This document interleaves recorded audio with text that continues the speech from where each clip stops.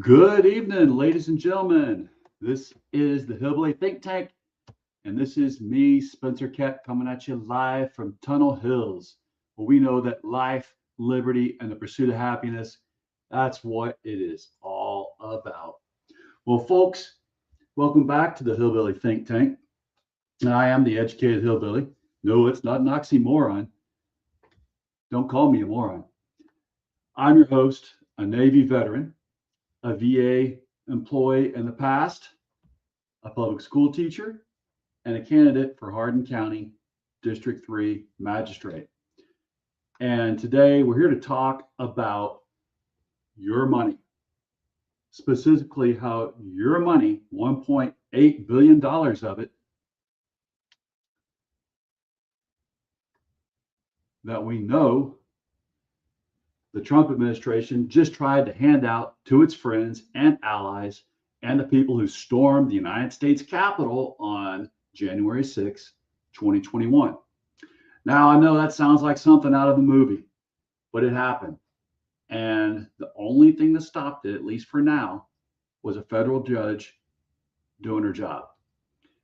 And while we're at it, we're going to talk about another federal judge, a different court, different case, who had to remind the President of the United States that he cannot just slap his name on a national landmark like it's a hotel on Fifth Avenue, because apparently that needed to be said. Let's break all of this down. So last week, the Department of Justice announced that what we're calling the Anti-Weaponization Fund, nearly $1.8 billion. The money came out of a legal settlement between President Trump and the Internal Revenue Service. Well, here's some more of the backstory.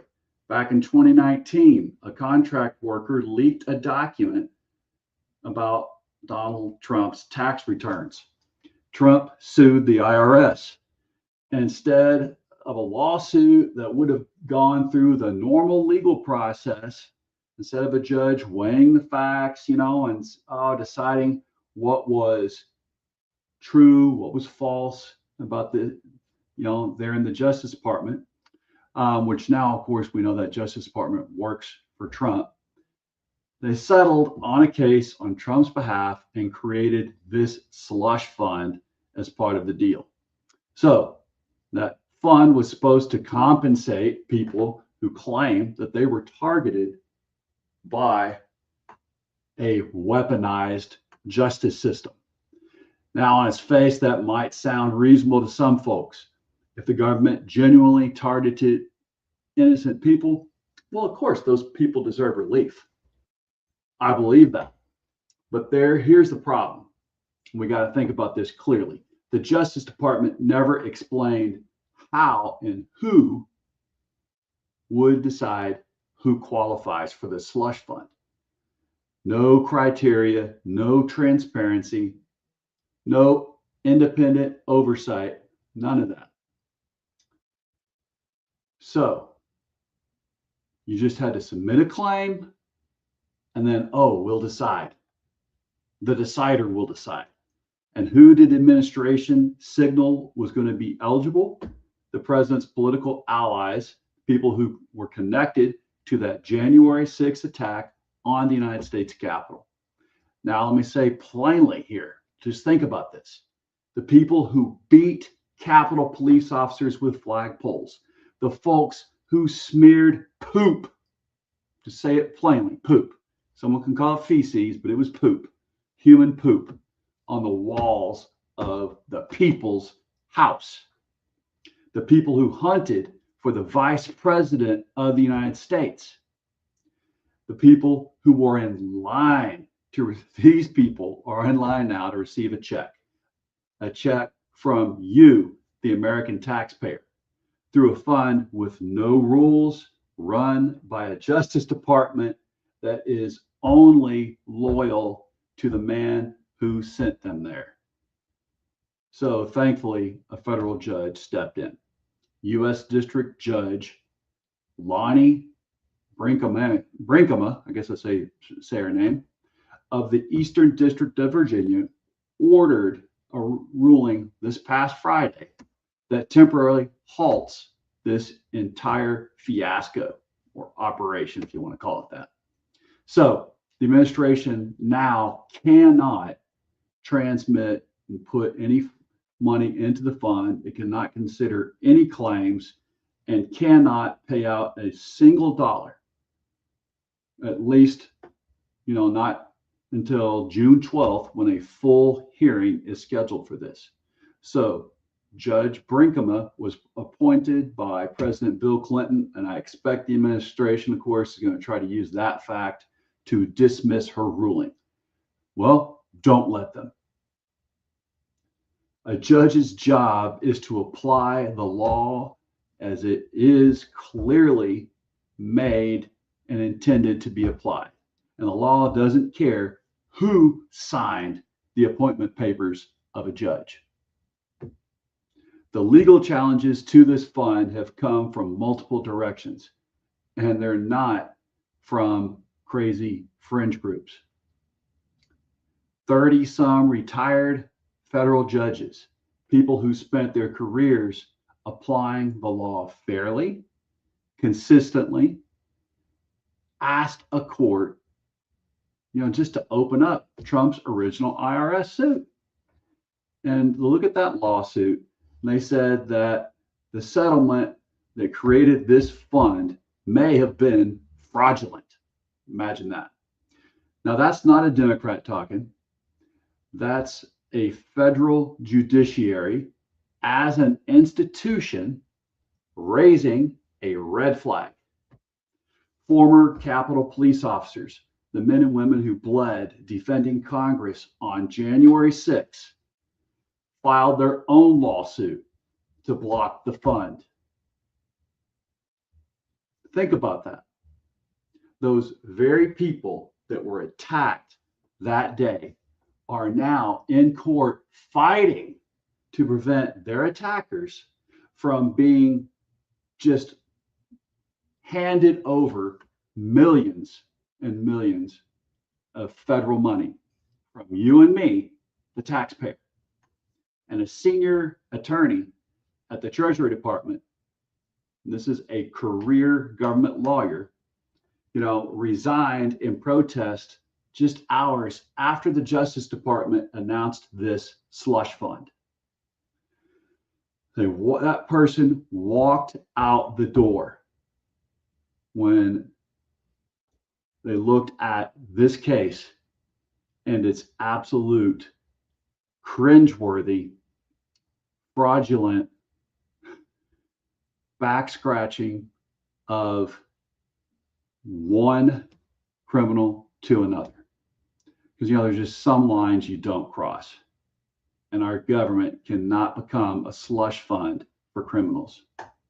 Now, the Trump administration says there are no partisan requirements, tied to eligibility of this fund. Now, anyone can apply, they say.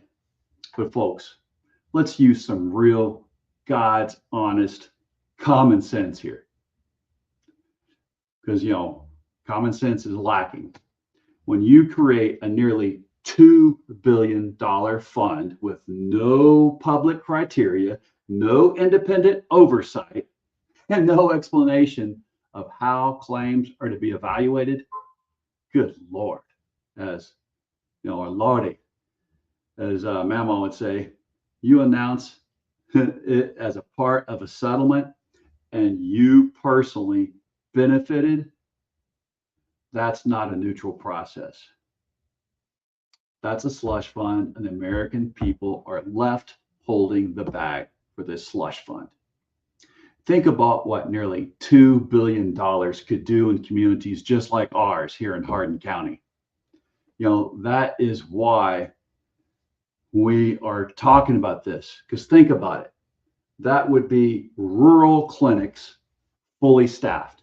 That would be the new VA clinic that's being now, the ground's being broken right there in the, right across from where they're building the Publix on Ring Road. Ground's already being broken for that VA clinic, and we need it to be staffed. We're going to talk about that later this week soon. But, $2 billion in handouts for people from January 6th should be used on rural hospitals like ours here and like the VA hospital that's coming in. $2 billion, man, that's school infrastructure that we dearly need to upgrade all over this county and in many of the counties around here. That's bridges and roads right here in Hardin County. We know that we've got one right now that is being repaired, and we've got more that need it. It's a kind of investment that would lift families out of poverty and give kids a fighting chance. And that's all we're asking for. If you want that life, liberty, and the pursuit of happiness to be a reality and not just something that we have the kids read maybe in social studies, no, we believe in it, then that's where that money should go, is to help in all of these programs. Instead, right, it was about to go out the door with no rules, no accountability, to benefit political allies of the man who controls the agency that is writing the checks. So now, while all that was happening, a separate federal court was dealing with a complete different kind of presidential overreach. And it's almost hard to believe that this one even needed a court ruling to stop it. But it did. President Trump has been pushing to rename the John F. Kennedy Center for the Performing Arts, not just to redirect its programming, which he's already done by replacing its leadership and putting himself at the top, if you recall that, but to literally put his own name on that building, right along with JFK's. The Trump Center in Washington, D.C., on a national landmark named after an assassinated president, that was funded by Congress and built with donations from around the world in Kennedy's memory. That is an honorific for JFK, not for the Trump who is still living. Now, Judge Christopher Cooper ruled that Trump cannot do it. The Kennedy Center was established by an act of Congress. It is a name written into federal law, and no president, no matter how much he might like to see his name in gold letters on another building, he does not have unilateral authority to override an act of Congress with just a little stroke of his pen, or in his case, a stroke of a marker. Now, look, I've got to be straightforward with you. Some folks are going to say that this is just small stuff. A name on a building, who cares? But I would push back on that. Here's why it matters.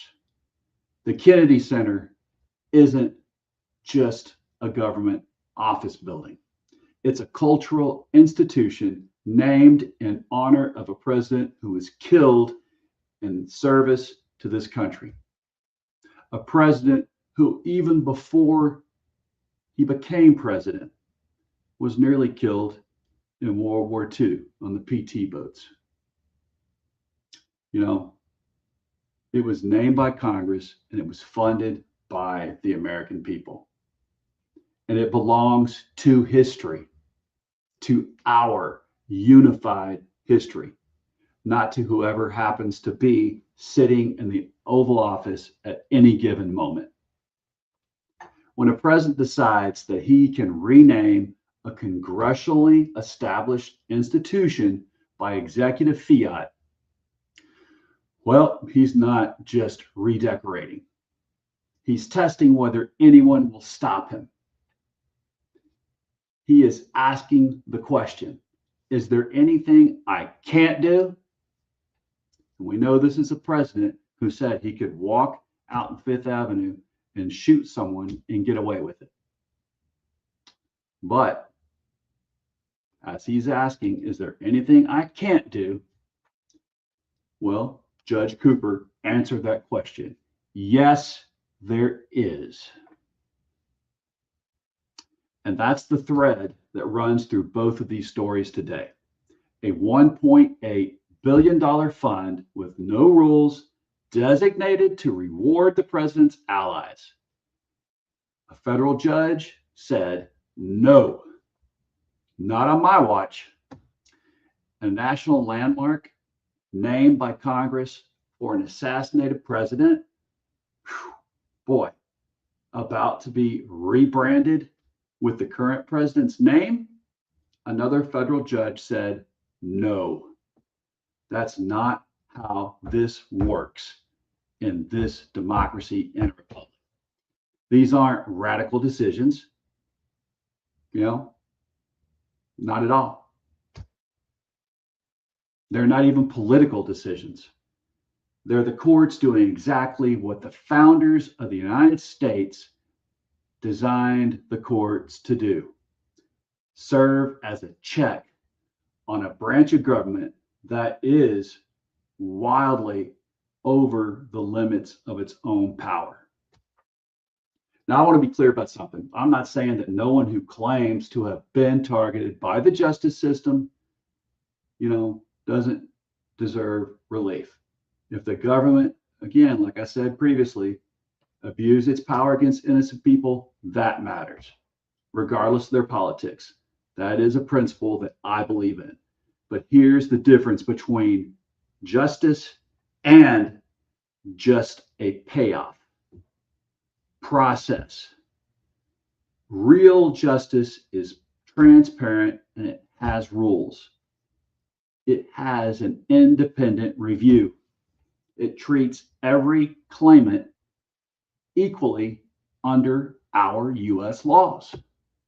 It does not get cooked up behind closed doors by the very people who stand to benefit from it. We've got to remember this. We are not supposed to be helping anyone cook the books behind closed doors. That's just not the way it's supposed to be. So we must stand up for this judge and say, yes, you did the right thing. So what was announced last week, that wasn't justice. It was a settlement by the one man who negotiated with himself through an agency he controls to pay people that he's politically aligned with, using money that belongs to all of us. All of us. A federal judge saw that clearly, just like you and I do. 30 retired federal judges also saw it.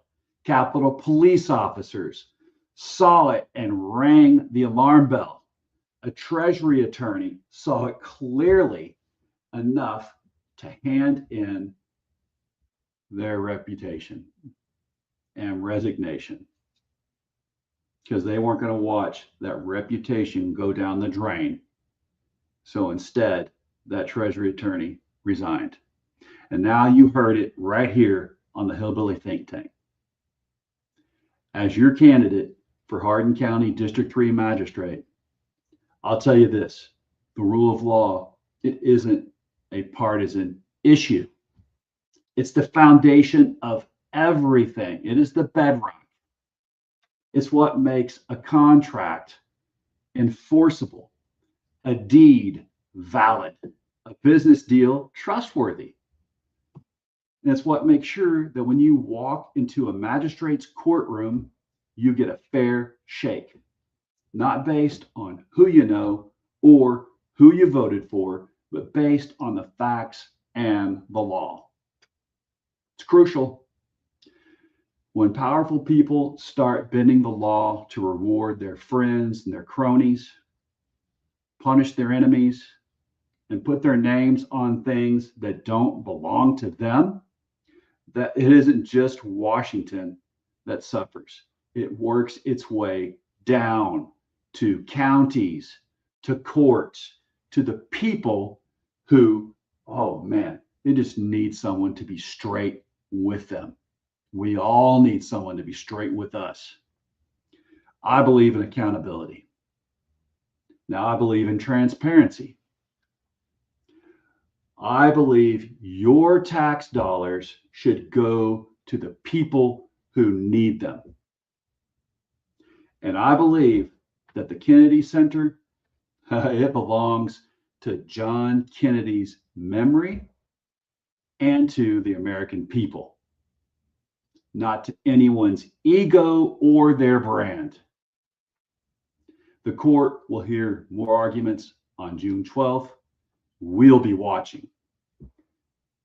Y'all, this has been the Hillbilly Think Tank. Let's take care of each other, folks. Let's remember that we must be united in order to stand and not fall.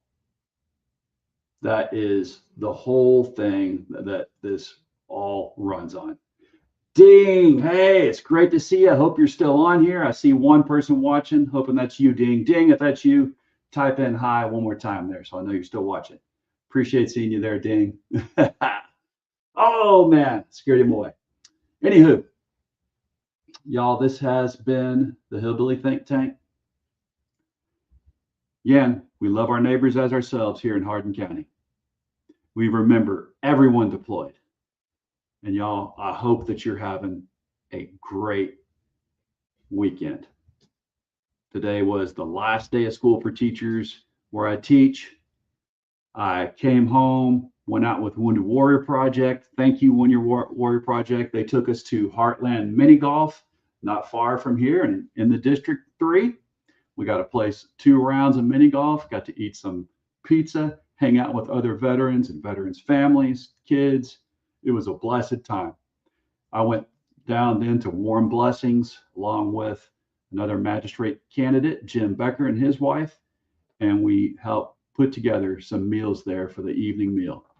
That was a blessing for me to be able to help Warm Blessings here in Hardin County, right there on Dixie, minister to folks who really need it. They do a great job. And if you have never volunteered at Warm Blessings, I highly urge you to, or if you want a place to donate money so they can buy the food that they put together to feed folks, I highly encourage you to support Warm Blessings, y'all.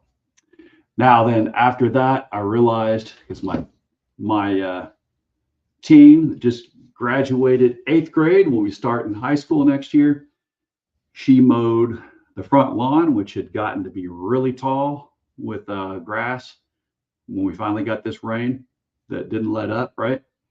And so I rewarded her, took her out to the Hard Knocks and let's see, Hard Knocks games right there on 5571 North Dixie Highway.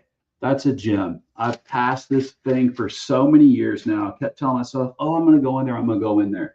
Well, I got this game that I'm going to have to talk about tomorrow night.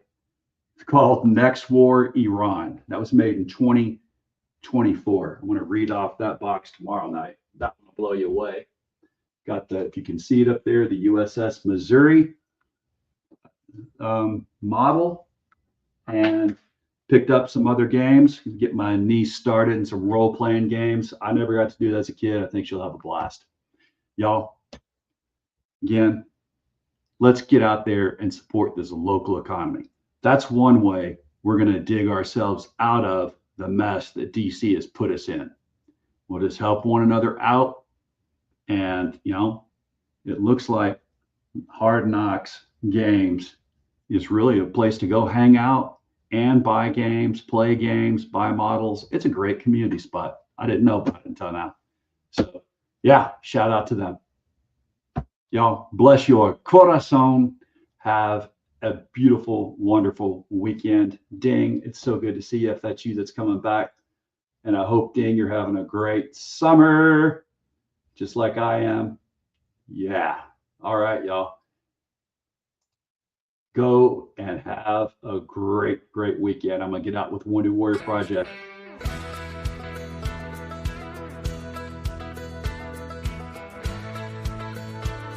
We'll see y'all out there.